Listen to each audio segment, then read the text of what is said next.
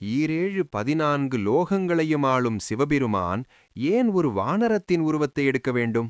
இதற்கு பின்னால் மறைந்திருக்கும் அந்த மாபெரும் ரகசியம் என்ன? பலருக்கும் இது ஒரு சாதாரண புராணக் கதை மட்டும்தான். ஆனால் இதை சற்று ஆழமாக ஆராய்ந்து பார்த்தால் இதில் மறைந்திருக்கும் விடை உங்களை ஆச்சரியத்தின் உச்சிக்கே கொண்டு செல்லும்.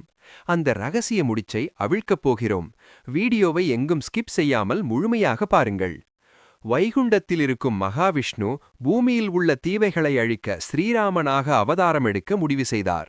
இதை அழிந்த கைலாயநாதனான சிவபெருமானுக்கு ஒரு மிகப்பெரிய ஆசை உருவானது. தனது அன்பிற்குரிய விஷ்ணு பூமியில் ஒரு சாதாரண மனிதனாகப் பிறந்து காட்டில் கஷ்டப்படும்போது அவருக்கு துணையாக இருந்து சேவை செய்ய வேண்டுமென்று சிவபெருமான் மனதார விரும்பினார். ஆனால் இங்கேதான் ஒரு பெரிய சிக்கல் எழுந்தது. ஒருவேளை சிவபெருமான் தனது நிஜ உருவத்திலேயே பூலோகத்திற்கு சென்றால் ஸ்ரீராமர் அவரை ஒரு முழுமுதற் கடவுளாக பார்த்து வணங்குவாரே தவிர தன்னை ஒரு சேவகனாக வேலை வாங்க ராமர் ஒருபோதும் சம்மதிக்க மாட்டார். அப்படியானால் ராமருக்கு சேவை செய்ய ஈசன் என்னதான் வழி கண்டுபிடித்தார்? இங்குதான் சிவபெருமானின் அந்த மாஸ்டர் பிளான் எனப்படும் யூகம் வேலை செய்தது. ராவணன் வாங்கிய ஒரு வரத்தை ஈசன் மிக நுட்பமாக ஆராய்ந்தார். தேவர்கள், அசுரர்கள் மற்றும் கொடிய விலங்குகளால் தனக்கு மரணம் வரக்கூடாது என்று வரம் வாங்கிய ராவணன் மனிதர்களையும் குரங்குகளையும் மிகவும் சாதாரணமாகவும் அற்பமாகவும் நினைத்து வரத்தில் சேர்க்காமல் விட்டுவிட்டார். தனது அந்த அகந்தையே தனக்கு யமனாக மாறப்போகிறது என்பதை ராவணன் உணரவில்லை. இதை கவனித்த சிவபெருமான் ராவணனின் இந்த பலவீனத்தையே தனது பிரம்மாண்டமான ஆயுதமாக மாற்றினார்.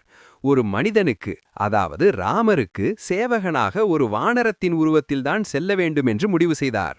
ஆனால் சிவனின் அந்த முழு சக்தியையும் உக்கிரத்தையும் ஒரு சாதாரண உடலால் தாங்க முடியாது. எனவே சிவபெருமான் தனது தெய்வீக அம்சத்தை வாயு பகவானிடம் ஒப்படைத்தார். அதே காலகட்டத்தில் அஞ்சனை தேவி தனக்கு ஒரு வலிமையான குழந்தை வேண்டும் என்று பல ஆண்டுகளாக கடும் தவம் செய்து கொண்டிருந்தார். வாயு பகவான் தன்னிடமிருந்த ஈசனின் அந்த அளப்பரிய ஆற்றலை சிவனின் கட்டளைப்படி அஞ்சனை தேவியிடம் மிகவும் பக்குவமாக கொண்டு சேர்த்தார்.